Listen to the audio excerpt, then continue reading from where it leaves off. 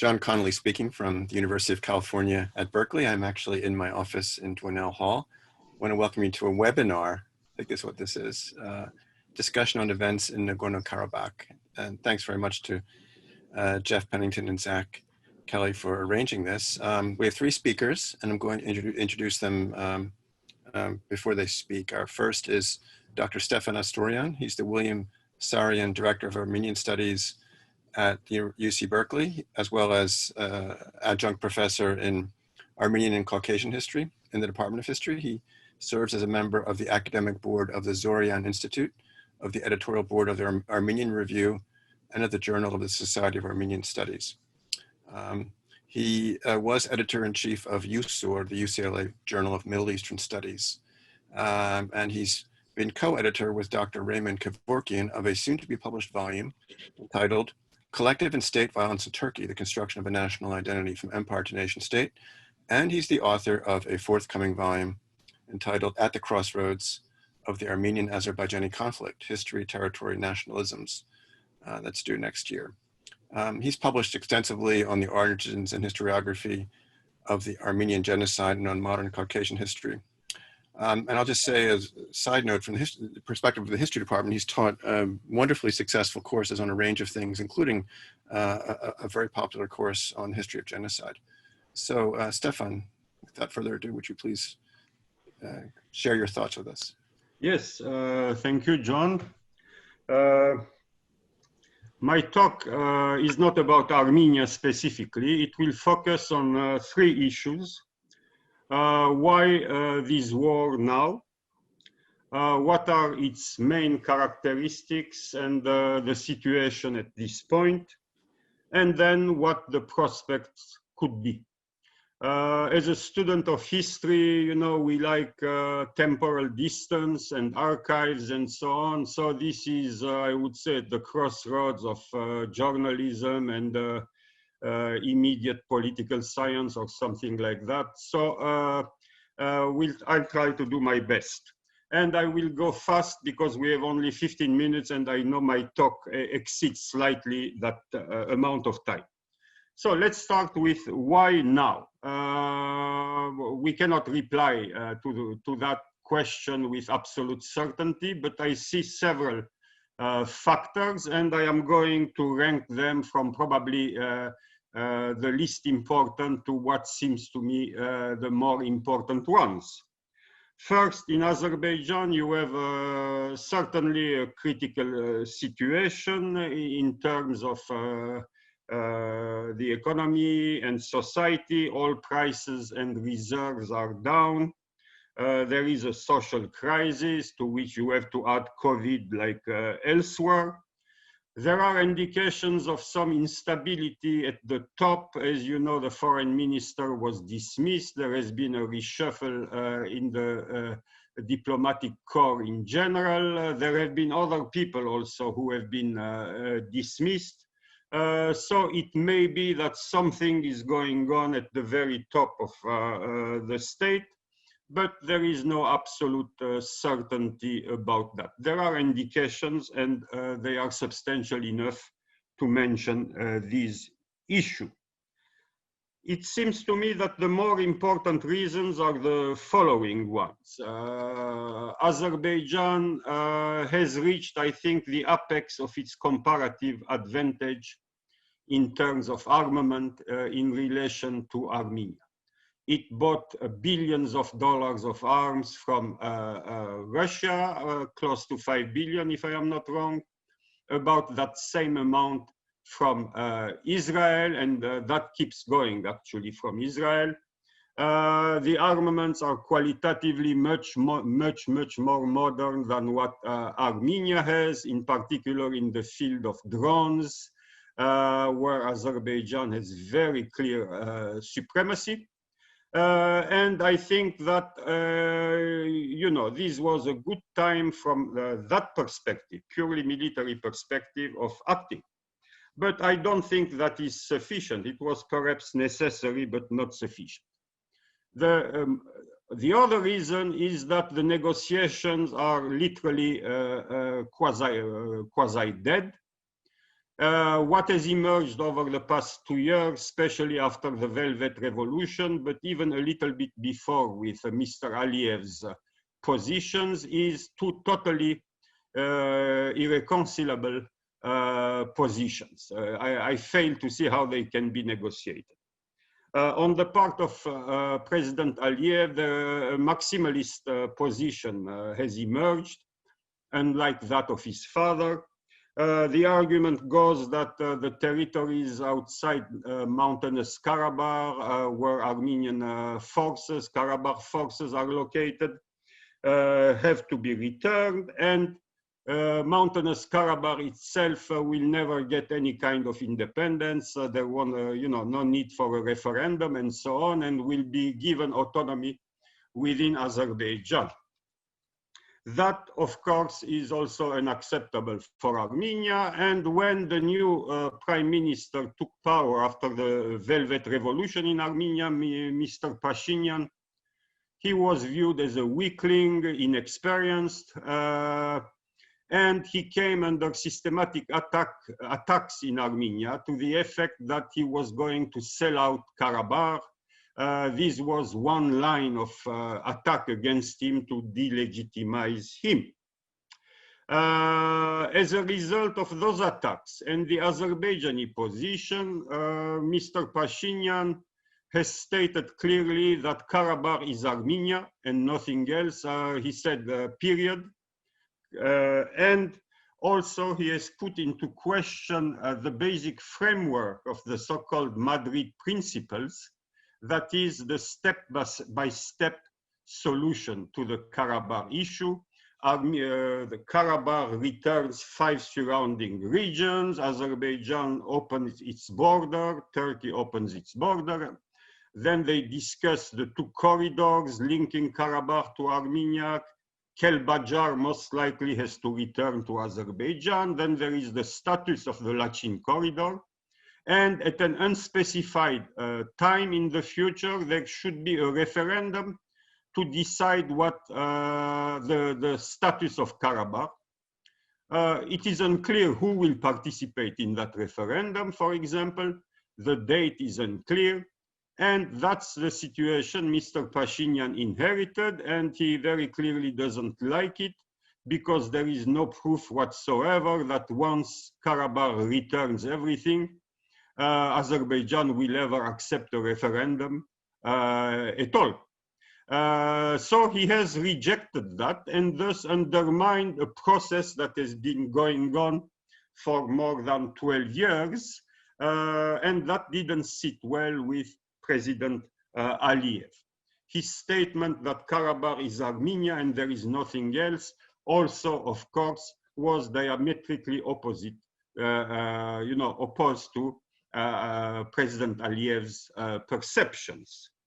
Finally, there is the key element, I believe, which is the role played by Turkey and Mr. Erdogan in particular. I think that's that was, in addition to the necessary causes, this was probably the sufficient one. It is evident that there were, this war was prepared months ago. The military exercises, Azerbaijani Turkish military exercises of July of this year, mainly in Nakhichevan, but not only, were a preparatory stage to this war. And we now know that, for example, the Turkish F-16s were left in Azerbaijan after those exercises, along with other types of armaments. So this war was planned, several months ago. And very clearly, Mr. Erdogan wants to be part of the negotiations, in addition to the 3 Minsk group co-chairs, Russia, the US, and France. And he seems to be intent on expanding his influence into the Caucasus, usually, needless to say to this audience, viewed as a Russian précaré, as they say in French. Area of influence.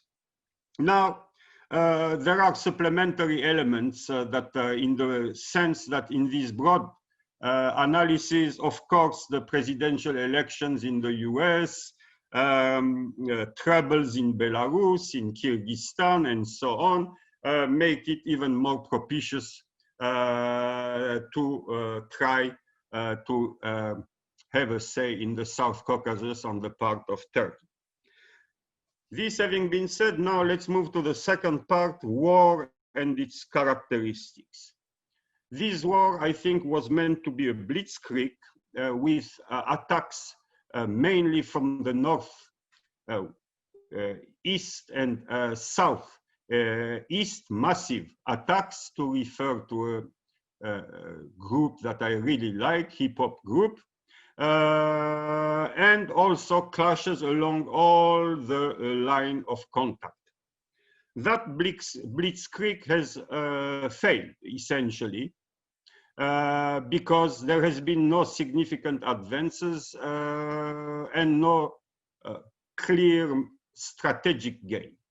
Based on the information I have, Armenians have lost approximately 3% of the territories surrounding Karabakh, a small area to the northeast, and a larger area to the southeast, closer to Iran, in particular around Hadrut, where Azerbaijanis seem to have reached the city with incursions by special forces, a few killings inside of civilians, and so on, and the battle is raging in that area, has been raging in that area over the past few days.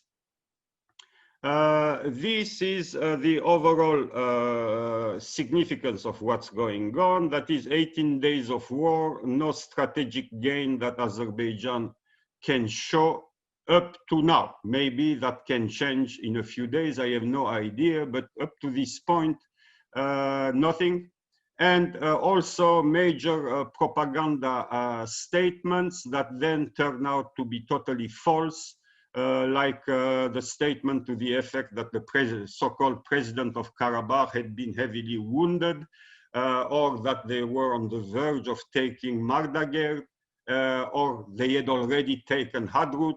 All that has been proven to be vacuous, even though they are immediately around Hadrut and maybe even in some part inside of it. Hadrut, by the way, is what you would call a village, a large-sized village resettled by Armenians with several thousand inhabitants. So if they take it, that's something they could claim as a major success. The rest is nothing significant.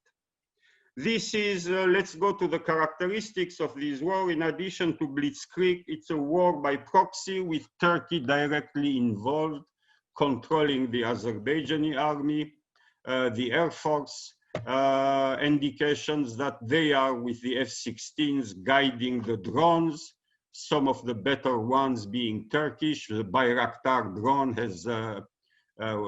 has been devastating, so has the Israeli what was it, Harop drone. The other ones have been mostly shot down. To use the elegant wording that appeared in the US more than a decade ago, this war is characterized also by the use of private contractors of the Islamist type, brought in from Syria and also we now know from Libya. And that doesn't sit well with the Russians for reasons I will mention later on. Use of drones has been extremely significant on the part of Azerbaijan and successful overall and very damaging to the Armenian forces.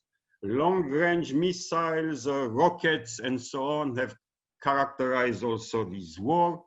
And what we can say is that it is not assuming that the first Iraq war was still a traditional type of war, improved version of the Second World War or Korean War, we have moved into a more postmodern type of war in this remote area of the world, with also the use of proxy, private contractors, and so on.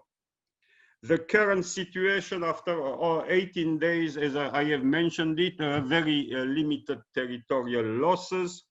The winter is going to start in a couple of weeks at the latest in that area. And in the north, mountainous north, that will prevent drones from being very significant. There is fog, there are mountains and so on.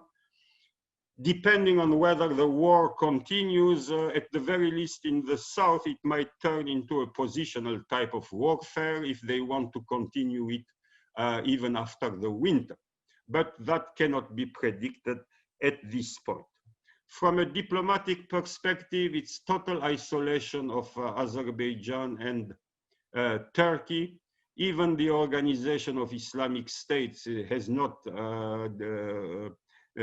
prepared a statement. Saudi Arabia is unhappy with Turkey. The Arab states have remained silent and even against what's going on, with Egypt playing a significant role because there is also conflict in the Eastern Mediterranean with Turkey.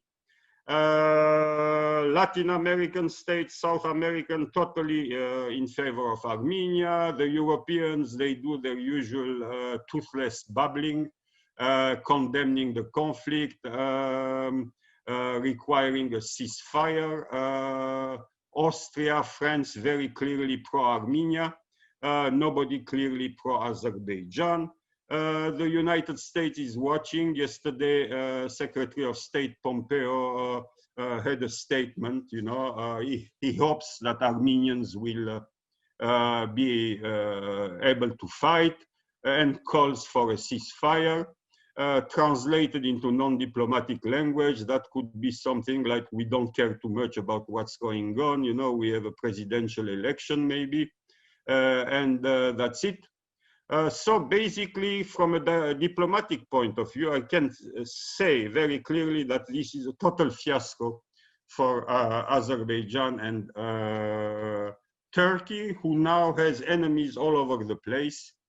The policy of its previous foreign minister, no conflict with any neighbor, has been replaced by conflict with all the neighbors. Prospects of this conflict, assuming we can predict that at this point, well, there aren't too many possibilities. In case of a defeat of the Karabakh Armenians, assuming that Armenia allows that and does not intervene in another direction, for example, from the north of Armenia toward Genge, Mingechevir, and so on, Yevlakh. You know, assuming a defeat of Karabakh Armenians, the problem will be solved with most likely massive ethnic cleansing, a few atrocities, and there won't be a Karabakh problem. A ceasefire, which at this point appears unlikely in view of the rhetoric, mostly on the Azerbaijani side, but even by the Armenian prime minister, but not by the Karabakh people. I suspect a ceasefire will be just a postponement of the problem and no long-term solution, because I don't know how they can negotiate on the basis of their two stated positions. If Karabakh or even Azerbaijan have a limited success somewhere, you know, that could be a game changer for the negotiations. Even limited failure for Azerbaijan, I think, will lead to some kind of a crisis that will even worsen the lack of legitimacy of President Aliyev. There have been calls for the recognition of mountainous Karabakh. Maybe somebody, a state somewhere, maybe in South America actually, might start the process. I don't know at all, but that is not at all to be excluded.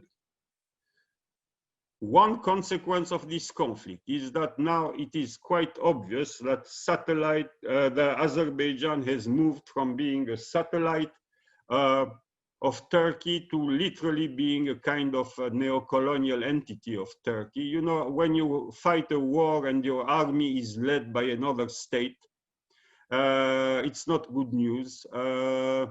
And it's leading to a situation where the dependence of Azerbaijan on Turkey has significantly increased. Okay. As a conclusion, I would say that I am quite pessimistic. Nobody cares whether I am optimistic or pessimistic in general. Who am I? But if I have to give my opinion, I am not at all optimistic. And I think a defeat on the part of the Karabakh forces, assuming that Armenia allows it and doesn't intervene massively in another direction, I think also may lead to further demands on the part of Azerbaijan and Turkey, in particular regarding the Merri corridor and Zangezur. The long-term goal of Turkey is to link territorially Turkey to mainland Azerbaijan. They have a few miles with the border of Nakhichevan, thanks to the Treaty of Kars of 1921, but they are cut from mainland Azerbaijan. The repetitious demands on the part, statements on the part of President Aliyev that Zangezur is Armenia, is Azerbaijan, and so on, I think that will be the next step if they succeed in Karabakh, and that is not a done deal at this point.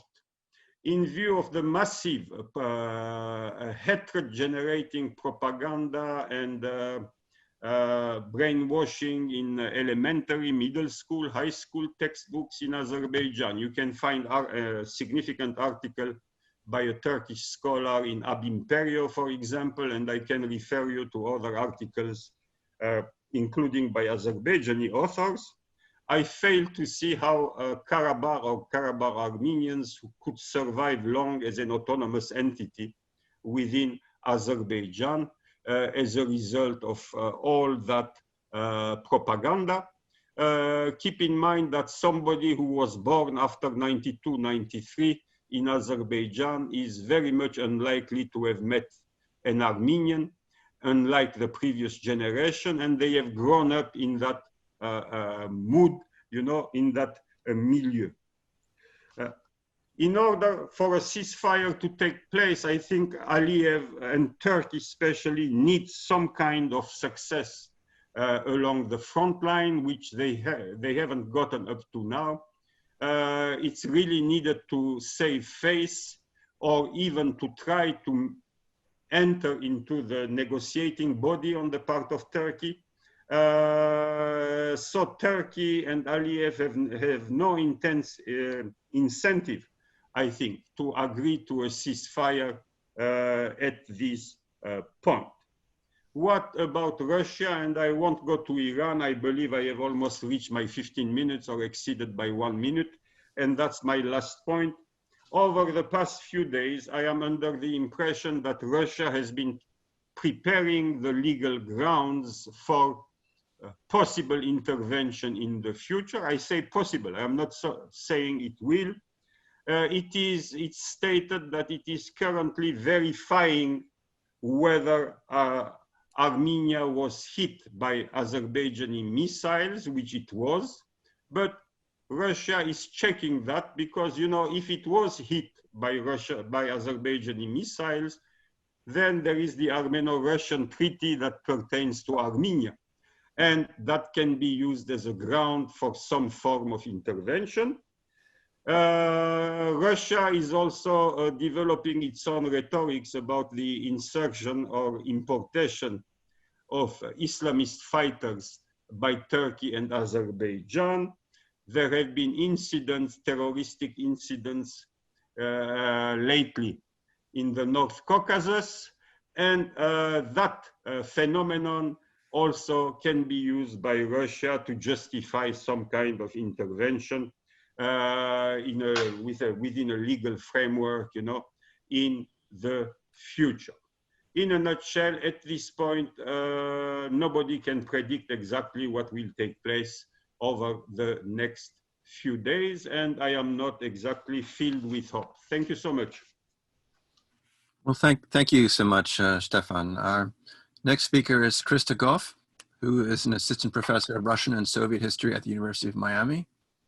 She specializes in the North and South Caucasus, nationalism, citizenship, empire, ethnic conflict, and oral history. Her monograph, Nested Nationalism, Making and Unmaking Nations in the Soviet Caucasus, is a study of the politics and practices of managing national minority rights and communities in the Soviet Union, as well as the personal and political consequences of such efforts.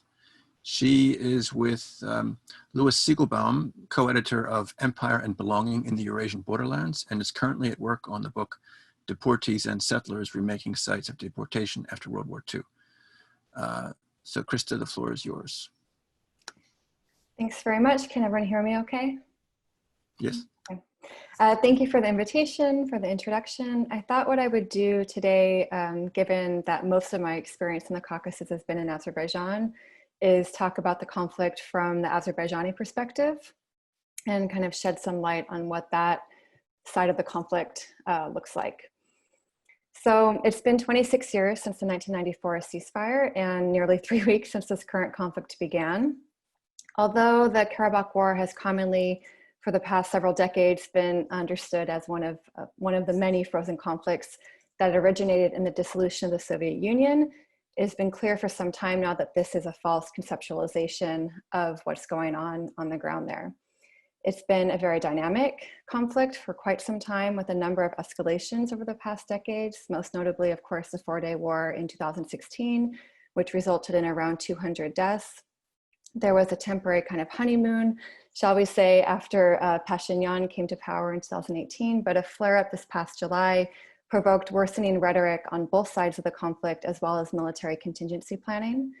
What's different, I think, about this current escalation is that it has lasted well beyond the 4 to 5 days of kind of the past ones that we've seen. And so far as well, that the Minsk group in Moscow in particular have been unable or unwilling to help bring about a lasting ceasefire. We've had kind of fits and starts in that direction, but nothing that's really stuck.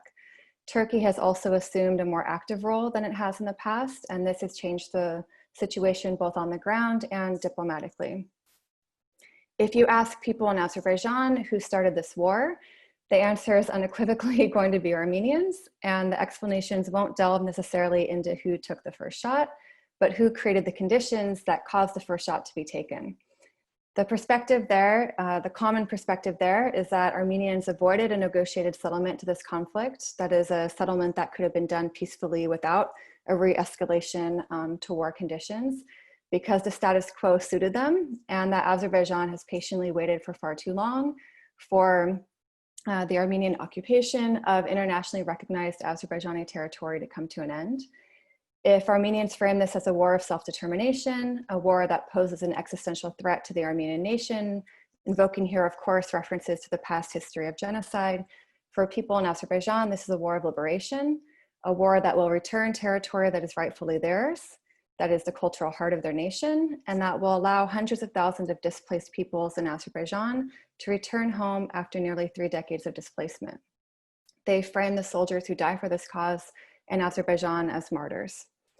They also point to a number of provocative actions taken on the Armenian side recently.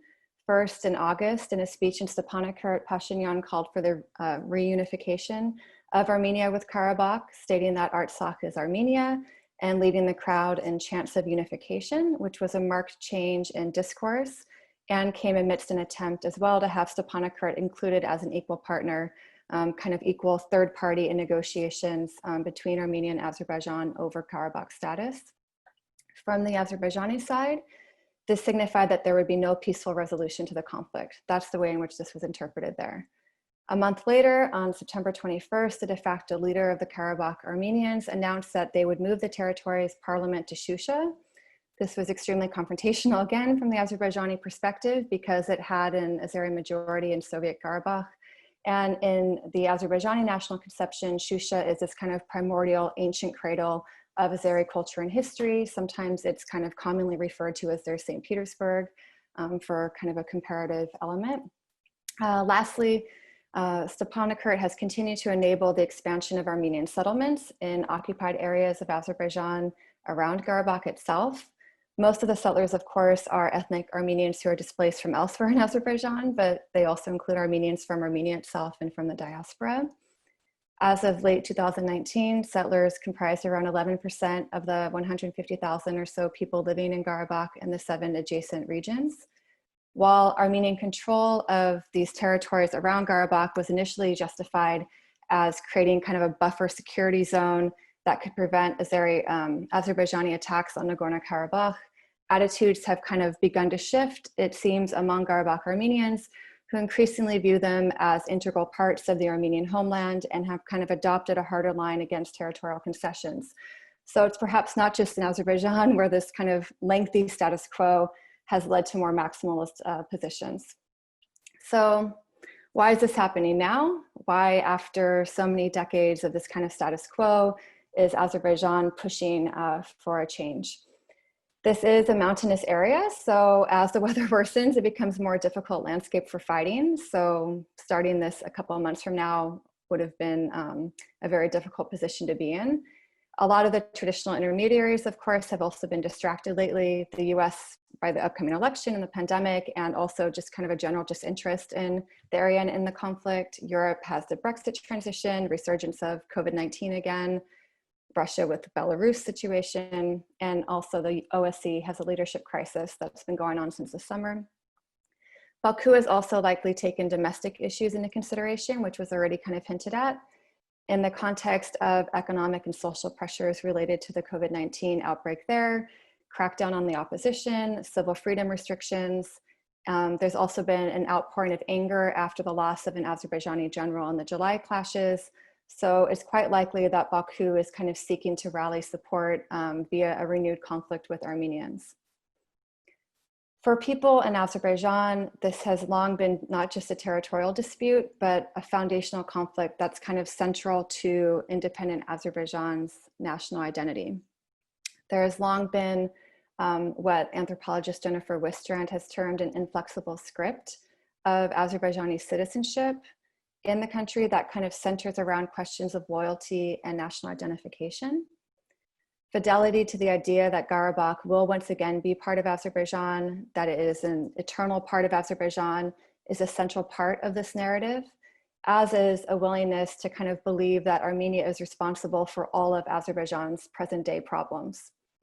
So while analysts like to kind of highlight that Armenians and Azerbaijanis lived peacefully together for years and can once again do that, it's important to remember that most of the Armenians have been gone from Azerbaijan, and likewise Azeris from Armenia since the late 1980s and early 1990s.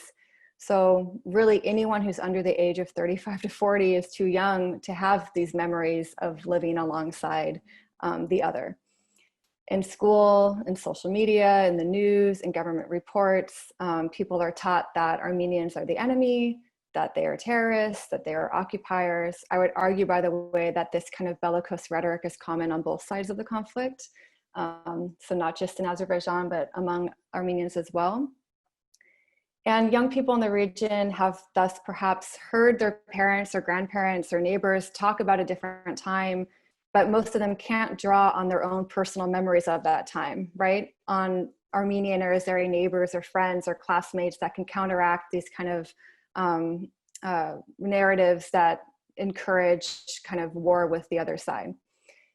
Arzu Gebula, who frequently comments on Azerbaijan, has recently written that this is a generation of war, that in Azerbaijan, this generation has kind of grown up amidst the trauma of the conflict. They're surrounded by hundreds of thousands of IDPs who to this day mostly live in a suspended state of poverty and displacement, which coincidentally, the Azerbaijani government has been accused of perpetuating the suspended state of poverty and displacement to kind of be able to use them as a bargaining chip in the conflict.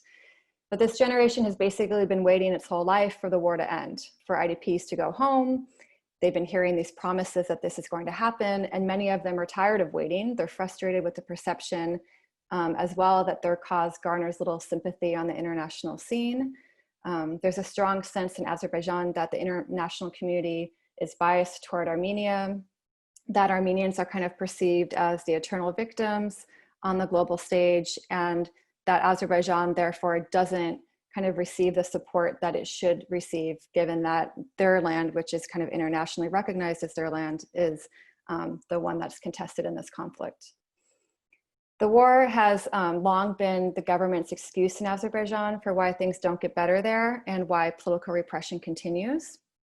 The government's able to do this because the Karabakh issue has time and again proven to be one that can unite disaffected citizens and oppositionists alike behind the government, behind a government that they would otherwise love to hate, a government that has thrown them in jail for spurious reasons and constrained their economic, social, and political potential. Calls for peace are thus muted there, and it is not uncommon for people who criticize the recent military escalation of the conflict or the virulent rhetoric associated with the conflict to experience threats or accusations that they are enemies themselves or Armenian collaborators. You can see on social media, even if you look at the posts of people who have in recent years been political prisoners in Azerbaijan, very, very strong support for the Azerbaijani government in this conflict, and very kind of virulent anti-Armenian rhetoric accompanying that. It has been the case that Armenians in Karabakh and Armenia have tried to exploit minority alienation in Azerbaijan. This is kind of another thing that I thought would be worth bringing up, and I can talk more about this in the Q&A. I won't go into it too much here because I'm trying to keep my comments short. While it's certainly true that claims of Azerbaijani multiculturalism and eternal ethnic harmony ring fairly hollow among many minorities, the assumption that minorities will not fight for Azerbaijan or that they won't rally behind the Azerbaijani government in this conflict is wrong. It is equally wrong for the Azerbaijani government to claim, as it has for many years, that minority activists who criticize the government's treatment of their communities are committing treason or conspiring with Armenians to weaken Azerbaijan.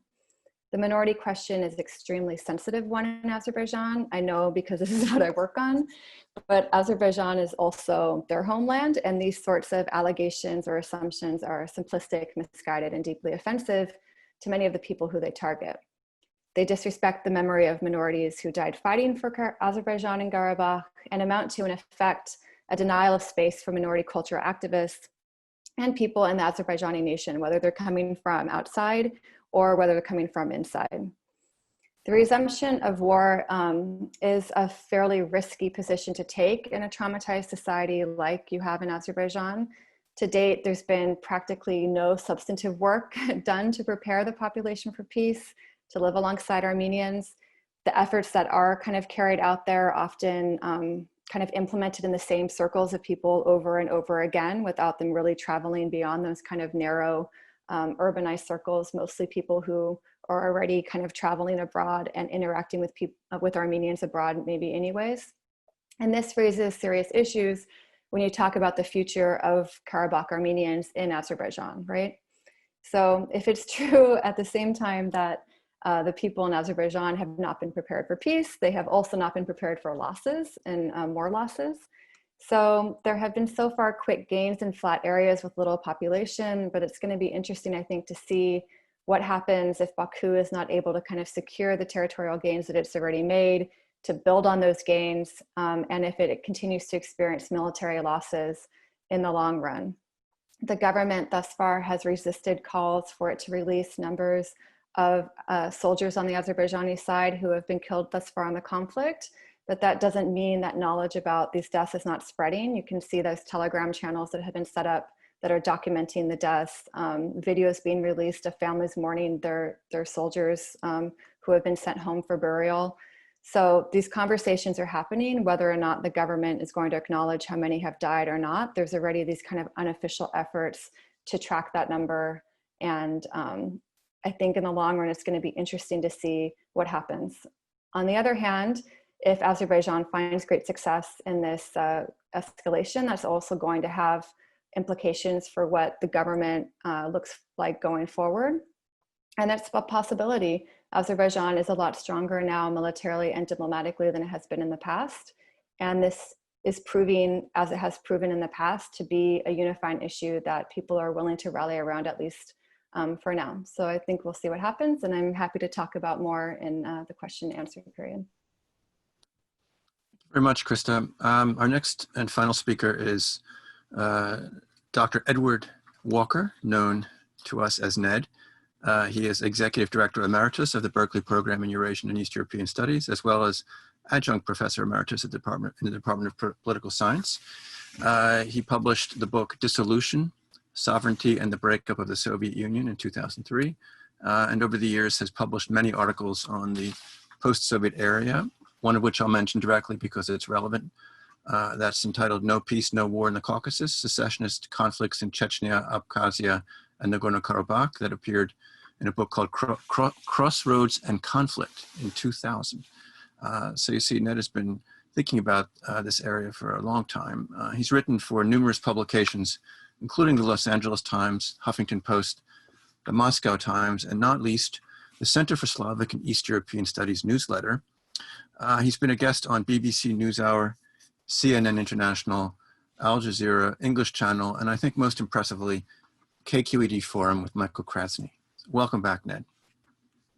John, well, it's a pleasure to be back, even if it's a virtual appearance. And with any luck, someday I'll actually make a real appearance back at the Institute. So it's hard going third because, you know, so much has been covered already. But I think I'll stick with my, the general organization and just shorten one part in particular because it was it's been covered by both the other speakers in large measure. So I'm just going to start with a few words about my sort of general approach to analyzing conflicts like the current conflict. Then I'm going to speak a little bit about the military situation.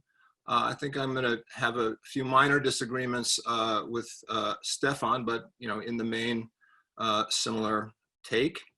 And then I'm going to conclude with some sort of general thoughts on the geopolitical implications, and particularly with respect to Russian security interests broadly. Okay, so just a few words on my general approach. I modestly consider myself a realistic liberal internationalist, which is to say that normatively I'm a liberal internationalist. I would like to see an international order with rules and norms that restrain states, including great powers, notably including the United States. And of course, it would be nice if those rules were well designed. But analytically, I tend to think of myself as kind of a hard-headed realist who does his best to avoid preference, bias, and wishful thinking. And like, so-called realists, I think that force and power and perceived national interests matter a lot in international relations, usually much more than good intentions. And that's particularly the case when you're talking about armed conflicts. So from this come a few general guidelines for me. The first is that the question of, who is to blame or who starts a particular conflict often tells you very little about what's going to happen or who's going to prevail on the battlefield. Second, I think that the cliche that one often hears from outside powers or NGOs that are trying to help end conflicts, that there's no military solution without a political solution, is either a tautology or almost always wrong, and that usually the opposite is the case. Usually it's that there's no political solution until there's a military solution that can enable one. And I think that's quite relevant to what's going on in Karabakh right now. A third sort of general guideline is that winners on the battlefield very rarely give up territory willingly in the interest of a settlement, especially if doing so poses security risks, which is usually the case. And then fourth, outside powers and the so-called international community typically have a good deal less leverage over the guys with guns on the ground than is widely assumed. And that is especially true once fighting breaks out. So once you have large-scale bloodletting, like you do in and around Karabakh now, the ability of outside powers to constrain what's going on becomes, quite problematic and much more, it's much more difficult than outside observers often assume. All right, so where are we sort of militarily on the ground? I'm going to skip over a lot what I was going to say because Stephan already covered it. I agree with his analysis of why this war started. There's one thing I will take issue with, however, there's no way to know this for sure, but I'd be very surprised if the Azerbaijani military thought that this was going to be a blitzkrieg war. And I'd be even more surprised if Turkish military planners thought that. I mean, it's very mountainous territory. The Armenian Karabakh forces have been able to, build up defenses in this area for years, and winter is approaching. So it's very hard to see how they, well, if they did think that, that was very foolish.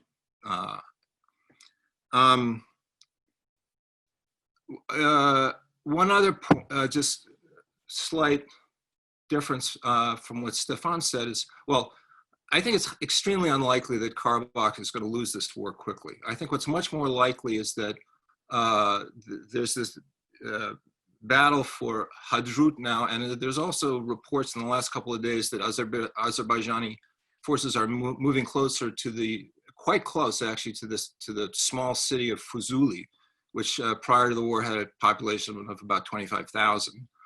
And so my guess is that what the Azerbaijan hopes to do is to take those two towns before winter sets in, and then hope to be able to set up, defensive positions, and we'll have, more or less frozen lines of contact over the winter, but that the sort of drone war and air war and artillery and missiles and so forth are going to continue over the winter, which is going to make life inside Karabakh extremely difficult for civilians. And I should note, I gather most of the civilian population, or something like an estimated 60% of the civilian population has already left Karabakh. As for the reasons for the Azerbaijani successes, I'd just say my impression is that Azerbaijan has lost a lot of troops, perhaps even more than the Armenian side. But the Armenians' losses of heavy equipment has been very extensive. Reportedly over 70 tanks, all sorts of hardware that's going to be extremely difficult to replace. It's hard to get stuff into Karabakh from Armenia, and it's hard for Russia, should it choose to do so, to actually resupply Armenia and the Karabakh forces for a whole variety of reasons, including the fact that Georgia has shut its airspace to Russia for those purposes. And let me just reiterate the importance of drones, and particularly not just the Turkish drones, but the Israeli forces, and to reiterate something that Stephan said, which is that it appears that there's a sort of steady flow of military cargo planes from Azerbaijan to Israel, which suggests that they're continuing to resupply or continuing to supply Azerbaijan with sophisticated weapons, notably drones, going forward. So where are we headed? Well, I guess I've already suggested. I think we're going to have, sort of a frozen conflict in the freezing snow, over the winter, but with an ongoing. Well, let's put it this way: frozen lines of contact, but with ongoing, firing across the border and drone activity. Over the winter, a lot is going to depend on what Russia does, in my view. Russia's got some really tough choices here. If it doesn't help Armenia, which is, has a military treaty with, security treaty, its position, as has already been mentioned, is that, as long as Azerbaijan is not attacking Armenian territory proper, then it's a collective, this, CSTO treaty and the treaty that it has directly with Armenia doesn't apply. But nonetheless, even if the fighting doesn't extend, in any sustained way to Armenia proper, it's gonna, Russia has a lot at stake, and it's gonna look very bad for it if it doesn't come to the assistance of this ally in the face of Turkish support for Azerbaijan. So we'll see. Will Russia make a big effort to try to resupply Armenia? And in particular, will it provide it with more sophisticated weapons, including armed drones of its own? And then will it, and can it, does it actually have the capability to provide, and this is very unclear, military equipment that actually would be effective at countering Turkish, very sophisticated Turkish and Israeli drones? That's unclear. All right, so let me just conclude with a few, my take on the kind of geopolitical implications, and particularly from Russia's national security perspective. Let me start by saying that I think Russia has been, or at least as I put it this way, from one perspective, Moscow has been strikingly successful in realizing its sort of broad strategic objectives over the, they've been articulated more or less explicitly over the last several decades. Those are to do whatever it can to prevent NATO expansion, further NATO expansion, weaken Western solidarity, undermine US hegemony globally and stability domestically, sort of, respond to the United States the way it perceives the United States has been responding to it, and help turn a unipolar world into a multipolar one characterized by great power competition, of course, with Russia as one of the poles in this multipolar world, with its own sort of more or less accepted sphere of influence. Now, of course, it's unclear how much Russian actions have contributed to all this. I mean, these objectives, in my view, have been largely realized. How much Russian actions have actually contributed to this and how much would have happened anyway is something people can dispute. My own view is it's had an important role. But that said, if I were a Russian military or foreign policy analyst, or indeed if I were a Russian citizen, the question that I would be asking myself is, okay, so we've had these successes, and we're sort of, looks like we're heading, we're realizing these objectives probably to our, considerable surprise, much more rapidly at any rate than we had any reason to expect. And yet, how is this serving Russian national interests, and how is it serving the interests of the Russian people? So just, consider some of these facts. Russia now has hostile or adversarial relations with the majority of its immediate neighbors, including, of course, Ukraine and Georgia, with which it has fought 2 wars, Estonia, Latvia, Lithuania, Poland, Norway, and Finland. You can all consider varying degrees of either, adversarial or potential military problems or outright hostile. In my view, it has now lost virtually all leverage over Azerbaijan in favor of Turkey. Its South Caucasus client state, Armenia, is the weaker party in this proxy war with Turkey. And as I said earlier, that presents big problems for Russia, because if it doesn't help Armenia, despite the fact that it's the weaker party, at least now, it undermines Russia's credibility as a reliable military ally.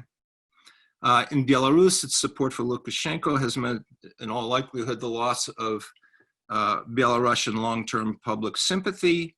And I think the Kremlin is at risk of losing regime support if Lukashenko falls, although it's obviously a very complicated situation there, and who knows how that'll play out. But at the very least, there are now a lot of Belarusians are going to feel very differently about the Russian regime than they did before.